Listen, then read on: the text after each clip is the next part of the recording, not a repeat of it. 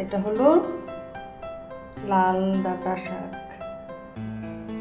দেখতে পেলে কি সুন্দরভাবে আমি কেটে নিয়েছি, একদম ঝিরিঝিরি করে শাকগুলো কেটে নিয়েছি, ডাঁটা শাক। এবার এখানে নিয়েছি পেঁয়াজ কুচিয়ে নিয়েছি, কাঁচা লঙ্কা নিয়েছি, রসুন থেতো করে নিয়েছি 3টে পুঁটি শুটকি। দিয়ে দিচ্ছি কড়াইতে সাদা তেল। তেল বেশি লাগবে না, অল্প তেলেই রান্নাটা হবে। দিয়ে দিচ্ছি কুচিয়ে রাখা পেঁয়াজগুলো প্রথমে। নমস্কার প্রিয় দর্শক বন্ধুরা, রিতাস কিচেনে অনেক অনেক স্বাগত জানিয়ে আজকের রেসিপি শুরু করছি।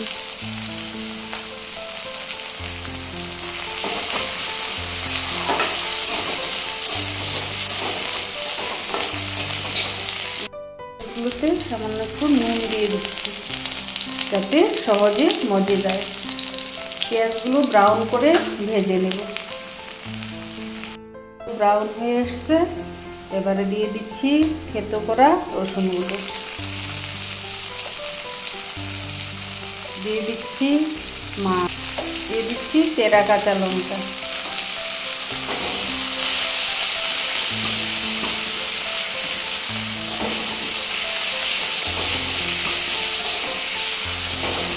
কি দারুণ সেন্ট বেরিয়েছে বন্ধুরা। একবার খেলে জীবনে স্বাদ ভুলতে পারবে না।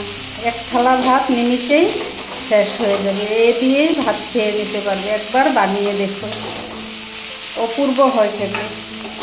যারা শুটকি পছন্দ করো একবার বানিয়ে খেয়ে দেখো।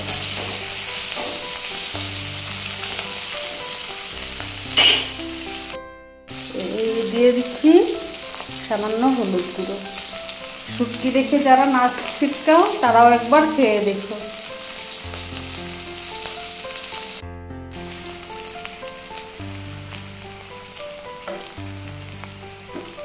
এবারে দিয়ে দিচ্ছি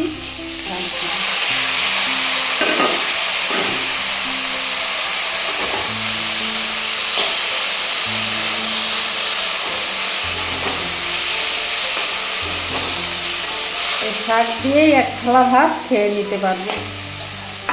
এত অসাধারণ হয় এই শাকটা,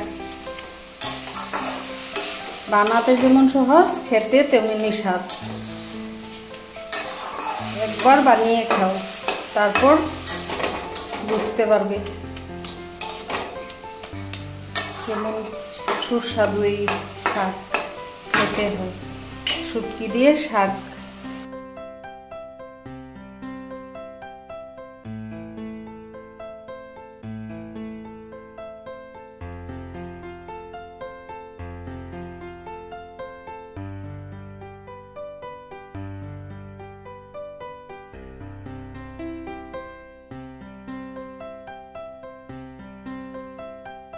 এবারে আমি 5 থেকে 7 মিনিটের মতো ঢেকে দিচ্ছি। ঢেকে দিলে একটু শাকটা ছান্না হয় আর খেতেও দারুণ হয়। তারপর নেড়ে চেড়ে নামিয়ে নেব। এবার ঢাকনাটা খুলে দিলাম। দেখো বন্ধুরা, কি সুন্দর মিলিয়ে অল্প হয়ে গিয়েছে। দেখো একবার শুধু কত সুন্দর হয়েছে শাকটা। এভাবে তোমরাও বাড়িতে একবার ট্রাই করে দেখো, খেতে একদম দুর্দান্ত লাগবে।